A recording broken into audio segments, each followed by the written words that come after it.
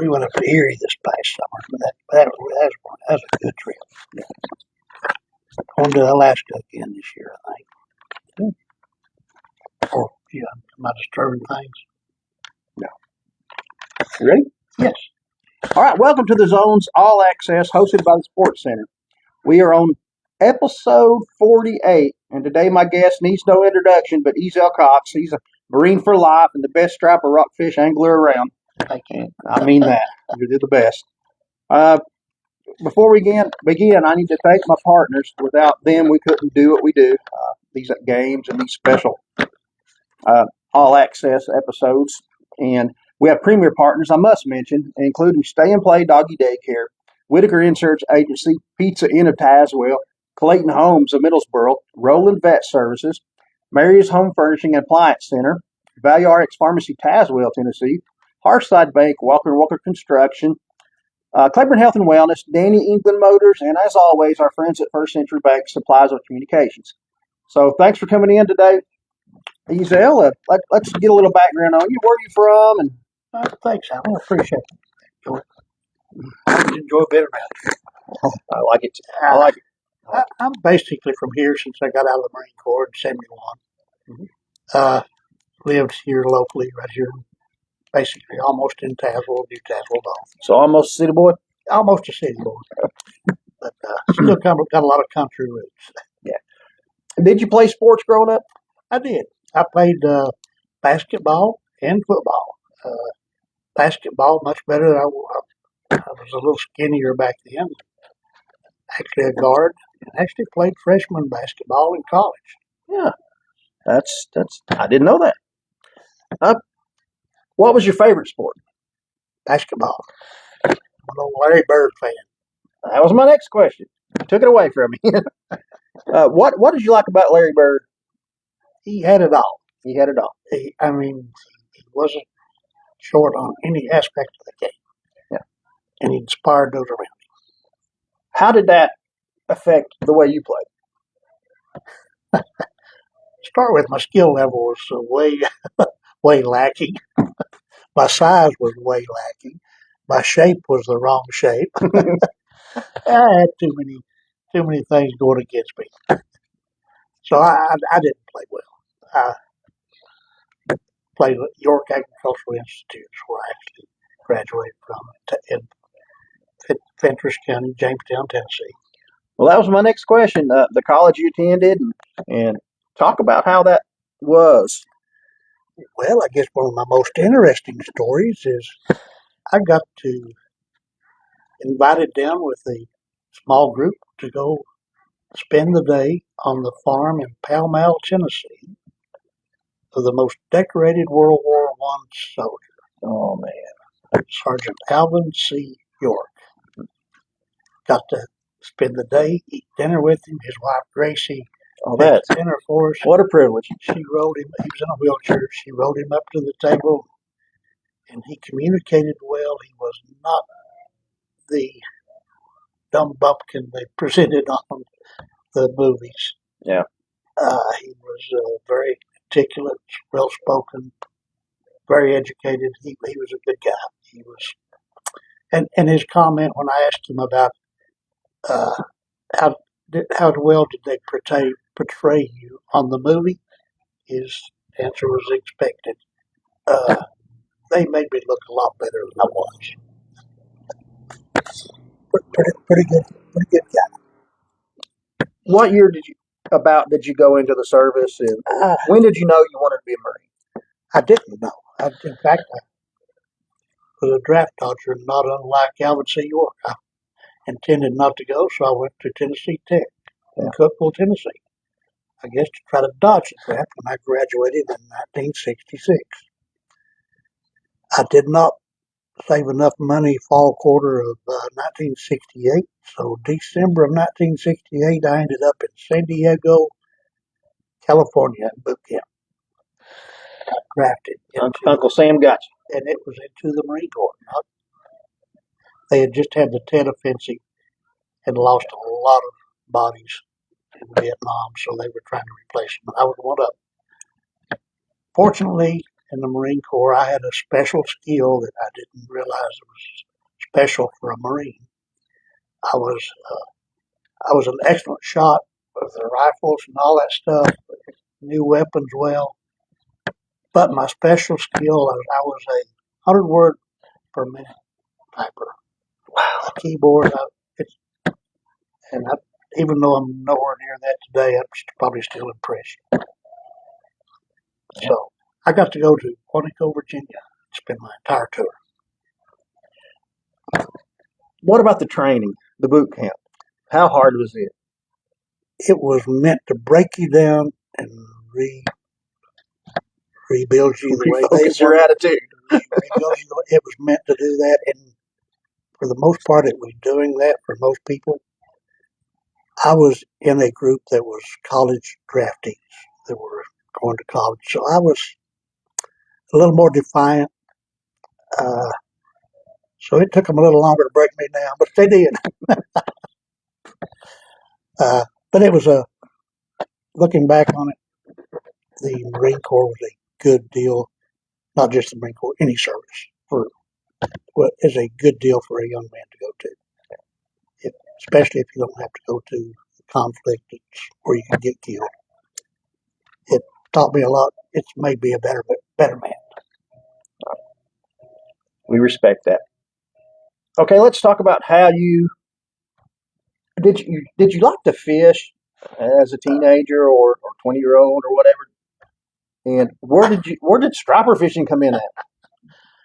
When I got back out of the Marine Corps, me and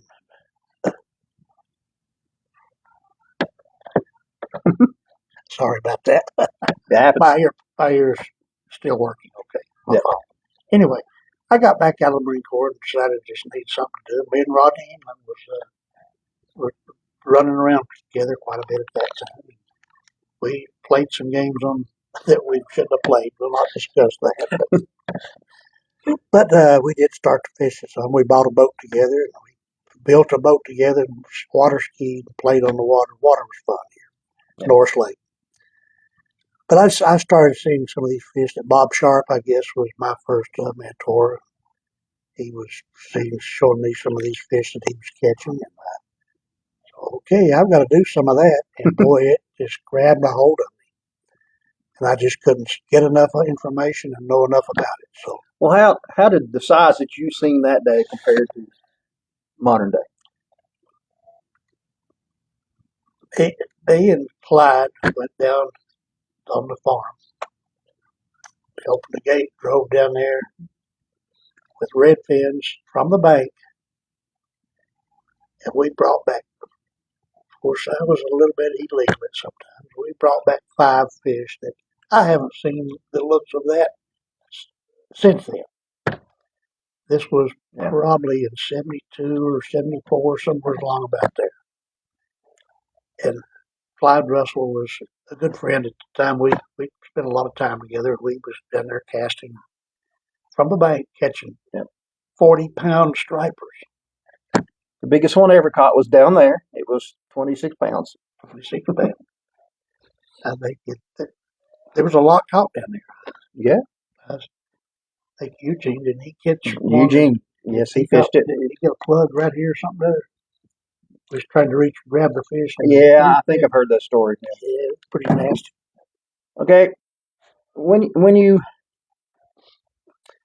decided you wanted to dive into the striper fishing, how much did he helped you along the way, as far as the one you said you idolized? Bob Sharp. Bob Sharp, yeah. I ended up fishing quite differently than he did. I liked live bait. He liked to cast. Okay. So I became good at catching and keeping bait. Now he did too. He had bait too. Mm-hmm. And back then there was a skill and art of catching bait that was difficult. We didn't have all the places to go to catch it we do now. And we get out there and throw a net for 2 or 3 hours to have enough fish to fish for the day.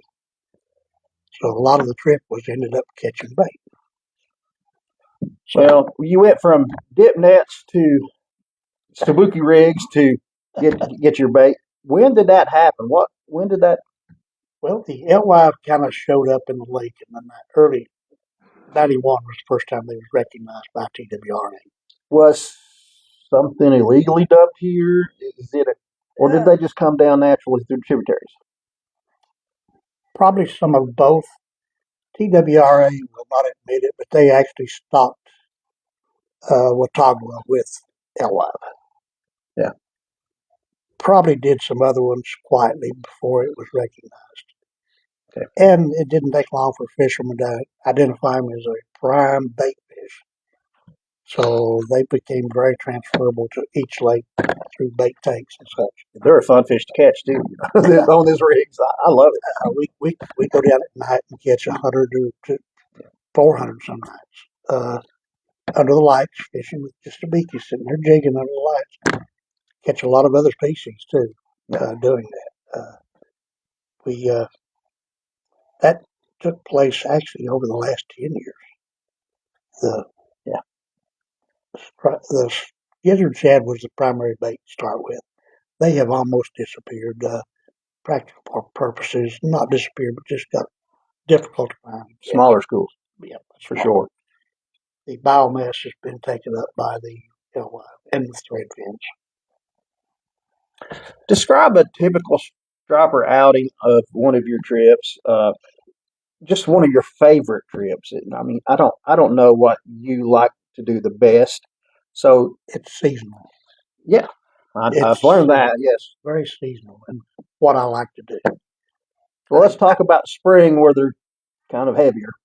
Okay, we'll just start off right now. This is early mid-January. The primary method now is to go find the seagulls. The seagulls act the same way here that they do in the oceans. Yeah.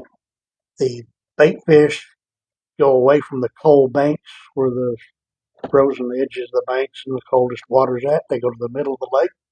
The bait fish get there, and the fish get underneath them, the game fish, and push them to the surface. The seagulls just pound it. So you can look and say, there they are. I see the gulls are diving. So it's really easy to identify where they're at. You can go and cast into them, and then a lot of times you'll scare them and spook them down. We'll take we pull artificials. We'll pull them with a big motor, actually. And when they go down, they'll still be in schools, and you can actually go across them and catch them trolling with the big engine. Never done that. That's happening this time of year. Actually, this past month, we had an outing to help Oak Ridge National Laboratory collect 6 fish. We've done that for 13 years now. They want 6 fish each year. They take the flesh and do tests on it to identify any contaminants in it and identify if they're safe for consumption. And we got their 6 fish this past Monday. Okay, do they do the catfish too?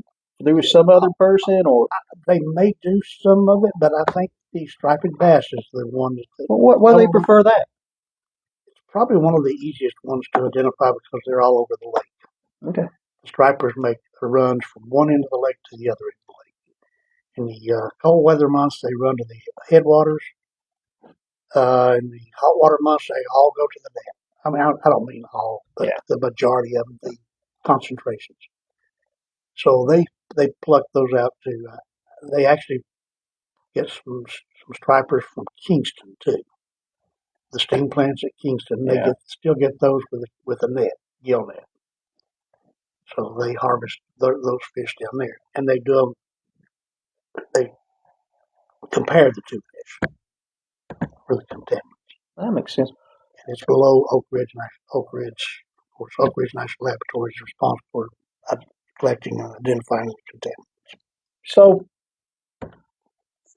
what's the difference of fishing Norris, we'll say, to a lake like Mountain Hill? Water temperatures is the key factor for the striped bass. They prefer water temperatures above 50 and below 70.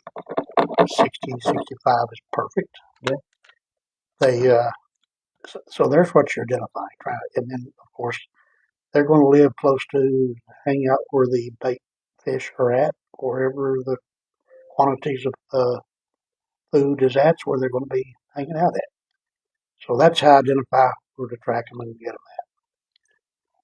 them at.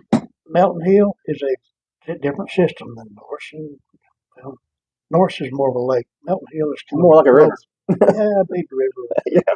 lake river. But these fish actually come from the saltwater. These are saltwater species. They come into freshwater to spawn, and they make a run into the freshwater rivers and the oceans to spawn. And when the water temperature is above 60 degrees, and the water temperature is good enough for them to spawn and survive. These fish actually have a floating egg that must have a current. So if you got a less than a 1 mile an hour current, they die. So they don't hatch. That's what happens here, why they don't hatch in our systems here. But they do still make the run to the rivers in the springtime. And it's also one of my next, after the seagull thing that we're doing now, that is my next most fun thing to do. I like to catch big old gizzard shads. It's truly 10, 12 inches long and big enough where it's hard to stick them against you. Yeah. Oh, I put the hook in. Put them behind a planer board, pull them up down the river, and it's big blow ups and hookups on those are just phenomenal to watch, hear, and see that happening going on when you catch them in the river. And they are the big females in particular. Well, you get the males too, but all of them are like 20% heavier at that time of year than they are at pre-spawn, post-spawn. 20% difference. Yeah. So you get a 10-pound fish, and it's got the pre-spawn on it. It's 12 pounds. Let's touch on some of the things that you have done to help not only the striper population, but all fish in general. You told me about planting some trees. Why don't you talk about that a little bit? That's a neat story. Okay. Well, to start with, we do support and help in anything we can do with TWRA. We've actually suggested some regulations and laws that some did not like, that was good for the species and maintaining the size of the species. Yeah. For instance, in the wintertime, when you can catch and release a fish that you don't have to keep, the limit falls to one fish in the wintertime, and it must be a 36-inch fish, which is a 20-pound fish. Those are kind of difficult to come by. So that adds fish to the lake and size to the lake. You get a lot of fish turned loose that would have been taken otherwise. Yeah. So we've influenced some laws of that nature.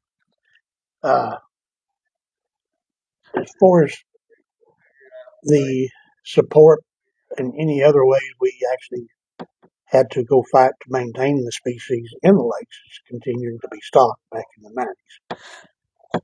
And we had to go to Nashville and the governor and lawmakers and senators and representatives create bills to allow the stocking to continue.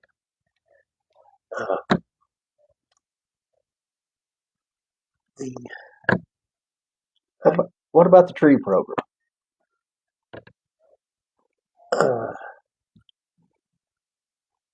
I'm not familiar with where we're at on the trees. You said that you and a bunch got together and planted some trees. Okay. with the help of yes, forestry or somebody? And yes, the forestry department had 400 bald cypress trees that they needed set out. Mhm. And they showed us where to put them in the water, at what elevation of the water they wanted us to put them in. It was like 5 feet above the 1,000, so it was 1,005 feet where they wanted to plant. Yeah. So we put 400 of them out, our Trapper Club, Tennessee Striped Bass Association. And we put them out, and every one of them was like, I can show you trees. It's unreal. You did me that one day, and that's what got me planted in 1991 in. that those trees were planted. But we put out 400, and there's still this. I've noticed there's some over here at Sycamore that I'm not aware of how they got put out or who put them out. Yeah. But somebody put out a bunch of them over these same bald cypress, and it's to prevent erosion. Yeah. Okay. Let's go back to striper fishing.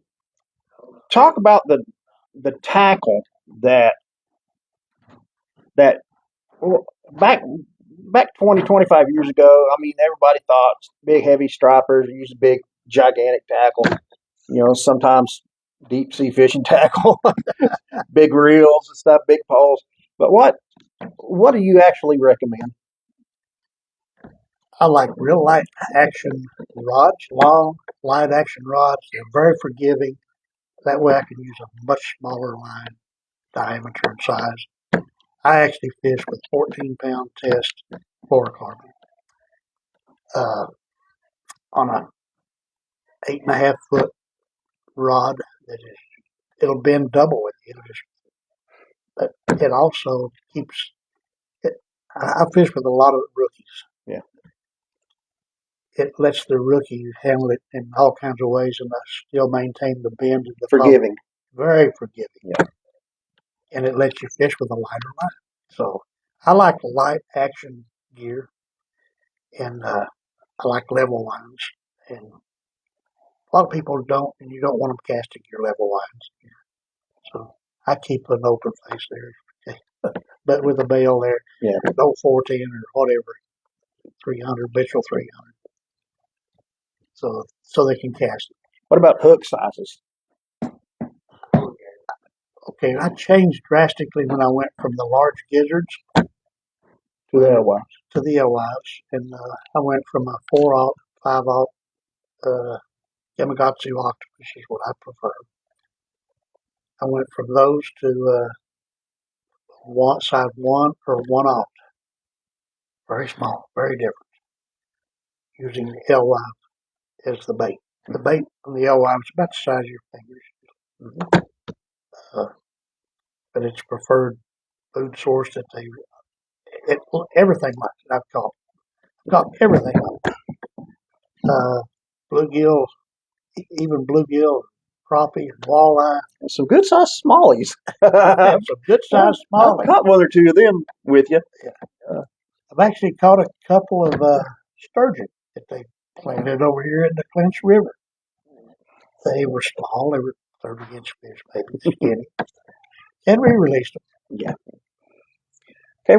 What is the best way for a novice, somebody that fish from the banks and stuff, and they want to try it? It's not a lost cause for them. They can fish from the bank and have success. I mean, I've seen it a lot of times. What is the best way for that type of fisherman to attack these stripers? Personally, like live bait.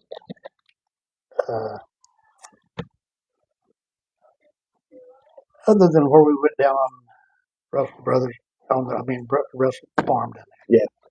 We went down there and drive it up there and throw a little big red fin across the river and try to throw it all the way across. The big blow ups you get coming back. Other than that, those are fun. That only happens in the springtime. And a little bit in the fall. But it's really hit and miss in the fall. Yeah, it hit a lot when I was up down there deer hunting. You hear him down there preaching and stuff. Yep. But fishing from the bank, I like to put a big. I'll put a 3-ounce sinker on. Is it something that you? I'll put a live bait on it.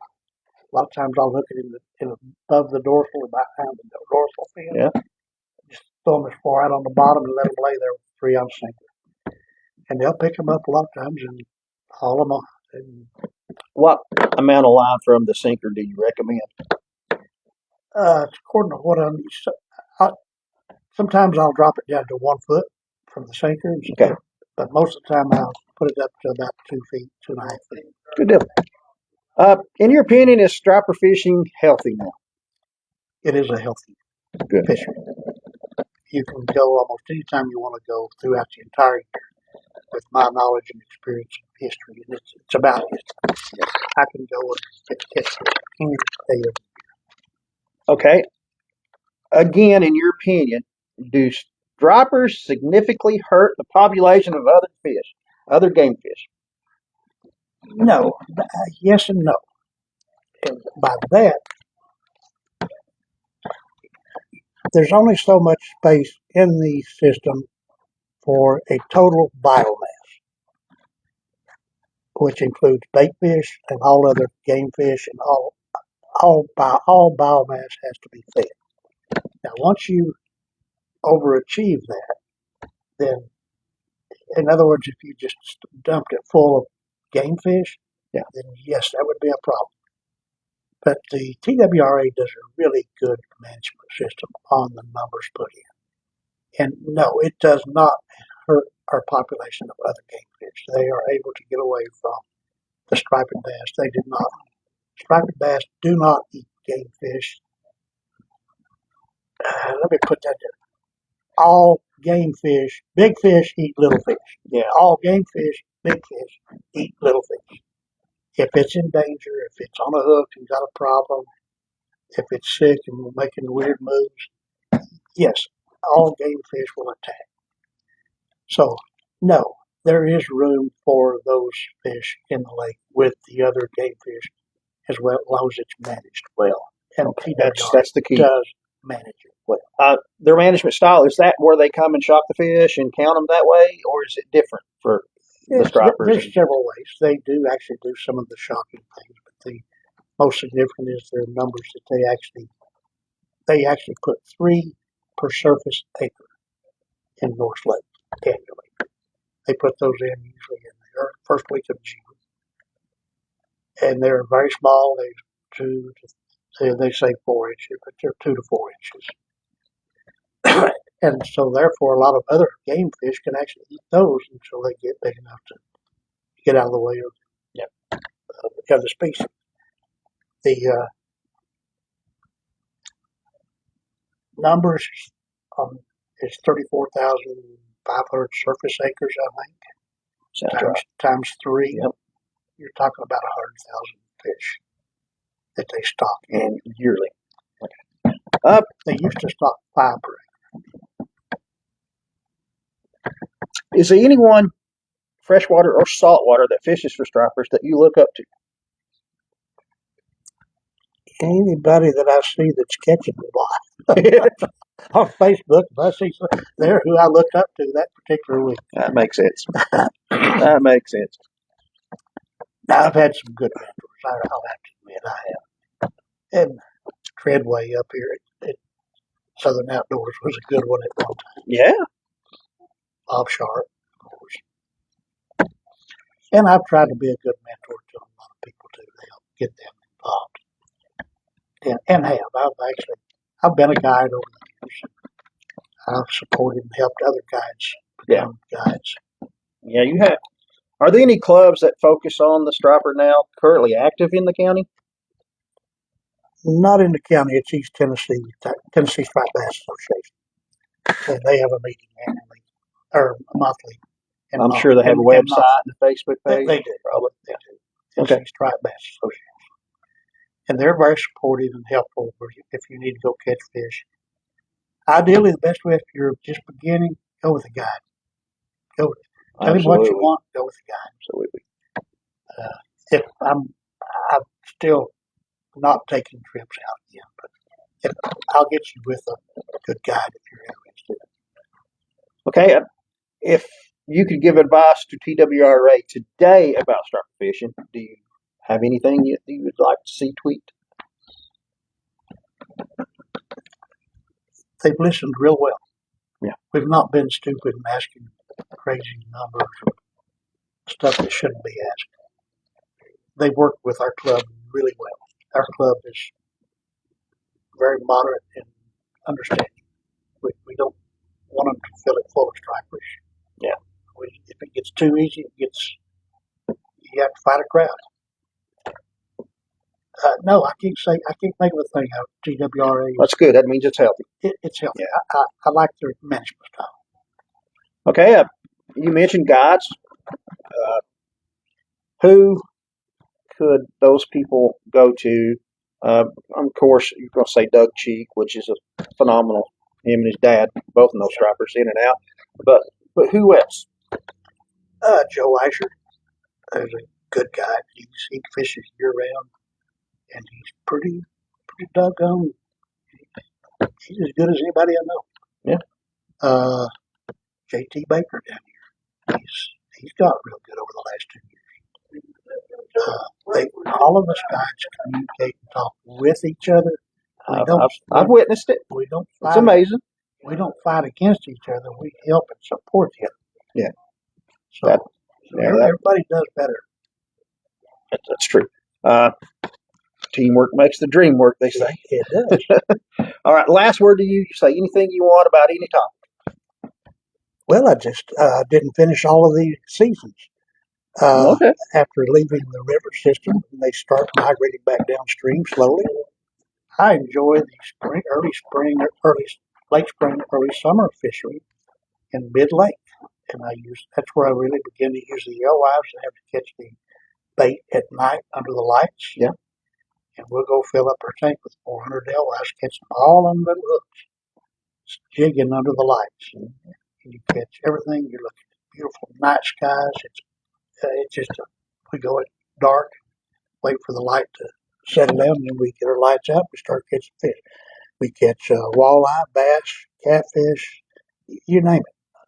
Big drum under there. It's unreal what kind of fishery we've got down there that everybody is not aware of. Then those bait fish, you go to find your fish in really good schools with your fish finders. In spring, you set on them and catch your limit early in the morning. Go down there in daylight, fish for a couple hours, and go clean your fish and leave. Late summer becomes a little. They're all in at the dam. If you want to catch stripers, they're going to be deep and at the dam. What months is that transition mostly? It's a gradual thing throughout the entire early summer. Yeah. They move closer to the dam as the thermocline gets deeper, and they start pulling more water out. They start dropping the lake after Labor Day, and that's when a big change takes place. The thermocline drops drastically. Fish may go to 100 feet. You have to identify, and that's another good time too. You put big spoons down. We use Parker's, but 8-inch Parker, Big Ben Parker. And man, is that thing devastating. You drop that thing down there in that school of fish, and you see it going down. And you see them streak up mid, and it's just a thump. That's of a night. That's of a daytime. Daytime? Yeah, that's our daytime. That's in mid to late summer. Yeah. This is all down at the dam in the early morning hours for me, before the big boats get out making the waves and stuff. Mm. But it's a good fishery down there. Even then, you can get out there before 9 or 10 o'clock and enjoy a good day after you've caught your limit. Fall, October the 15th, they show up in the river again. Just October the 15th, 14th, they're at the dam. October the 15th, they're in the river.